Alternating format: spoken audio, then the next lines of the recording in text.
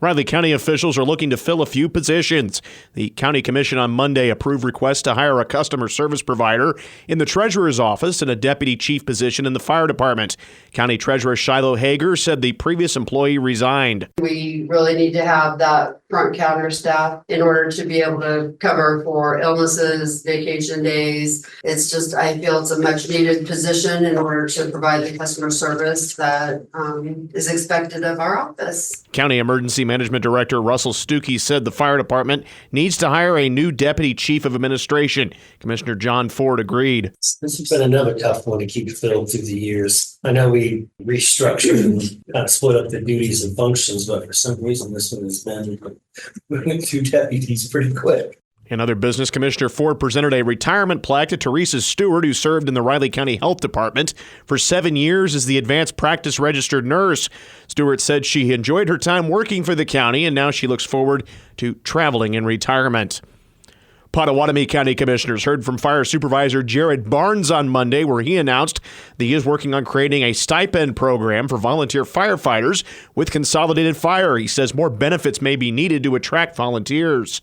But across the nation, volunteerism is not what it used to be. So trying to give some incentive and some payback. Some of the things I've heard from the guys is, it'd just be nice if we got some gas money, because some of those people drive from their feedlots, their farms, all the way into town to get a truck and then go. And Barnes also noted the fire marshal's office did find some illegal fireworks during its fireworks stand inspections. We did find some illegal fireworks, and not anything on the people selling. Some of the shipments got mixed up, so some of the Missouri shipments ended up coming to Kansas, and so found some bottle rockets. Barnes said otherwise it was a calm 4th of July with few issues. The Riley County Law Board on Monday discussed plans to potentially renovate and expand the Riley County Jail to address issues with overcrowding. Derek Baker with Baker McMillan Architects suggested several solutions, such as more personnel and space by using 20-year crime data statistics. He also suggested the possibility of adding this for officers. Speaking back to that aspect of well-being, giving our officers a shaded break room or break area outside so they can get away from the hustle and bustle and go out, relax for a little bit, and then head back into work. Board member John Mata thanked Baker for the report. I think this is a little bit of a wake-up call of all the different things we do need to spend money on, and these are one of the critical ones. I realize, this covered 20 years, but kind of like a lot of the things we're looking at, it's just something we have to take into consideration when we're looking at all these different requests. No vote was taken on the matter, as board members will continue to discuss it going forward. RCPD conducted 2 arrests of individuals who remain confined in the Riley County Jail. Officers arrested 37-year-old Stephen Gassett of Manhattan just before 12:15 a.m. on Monday on probable cause offenses of burglary and interference with law enforcement. He remains jailed on a $12,000 bond. Later on Monday, officers arrested 29-year-old John Short of Manhattan just before 2 a.m. on probable cause offenses for 2 counts of criminal damage to property and 1 count of attempted criminal damage to property. The arrests stem from a criminal report filed by officers just after midnight for felony criminal destruction of property of Redina's Coffee House in the 600 block of Manhattan Avenue. Short remains jailed on a bond of $5,000. With primary elections on the horizon, Riley County Clerk Rich Vargo is reminding folks to get registered to vote if they plan on voting in Riley County. Voter registration deadline for the August 6th primary election is July 16th. So you have to be registered to vote in the county that you want to vote.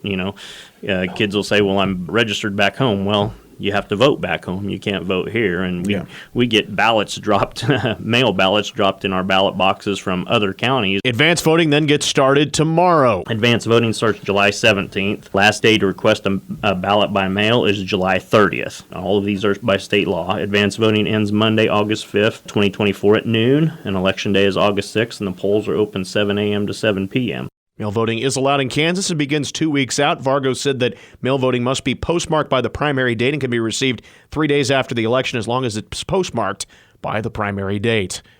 Former Potawatomi County Clerk Nancy McCarter is looking to return to local government as she is running for the 2nd District on the Potawatomi County Commission.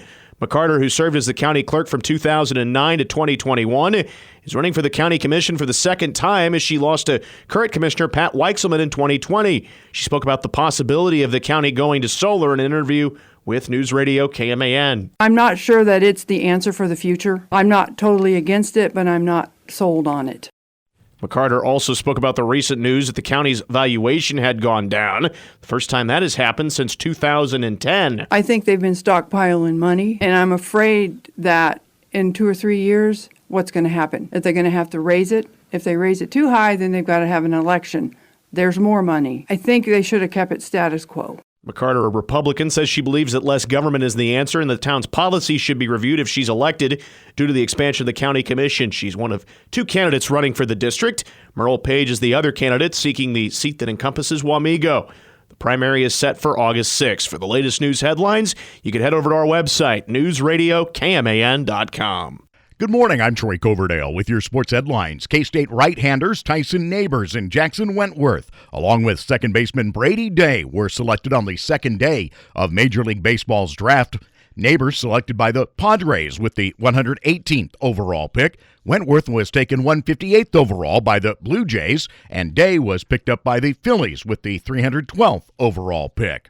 Kansas City was heavy on pitching with its selections in day 2 of the draft, starting with their 76th overall pick, Drew Beam out of Tennessee. Other right-handers that were selected on the day were LP Langevine out of Louisiana Lafayette, A.J. Causey of Tennessee, Tanner Jones of Texas A&M, Dennis Colleran of Northeastern, Nick Conti of Duke. The Royals also picked up left-hander Nate Ockenhausen of LSU and catcher Kenyon Brown from North Carolina A&T. Teoscar Hernandez won the home run derby, trimming Bobby Witt Jr. by 1 in the final round Monday night, 14-13. Witt drove a ball to one of the deepest parts of Globe Life Field in left center, needing just that one to keep the drive alive. It hit halfway up the wall to the left of the 410 sign. The 24-year-old Witt finished with 50 homers overall. He's one of 4 Royals that'll be participating in the All-Star game tonight. Salvador Perez, Seth Lugo, and Cole Reagans are all slated to be a part of the evening as well. Coverage of that game on News Radio KMAN gets underway at 6. Have a great day. I'm Troy Coverdale.